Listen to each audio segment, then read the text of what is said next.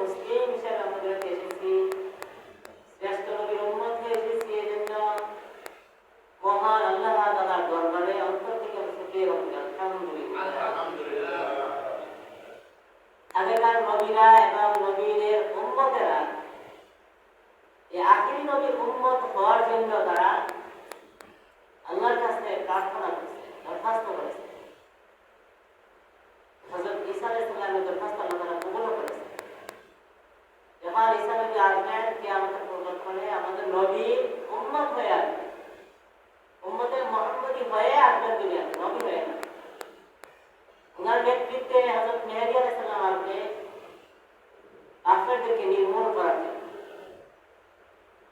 তো আমরা বিনা দরখাস্তে, বিনা আবদারে, বিনা প্রার্থনায় আল্লাহ তাআলা আমাদেরকে সেই গৌরব নসিব করেছেন যে আখিরি নবীর উম্মতের দাম কত।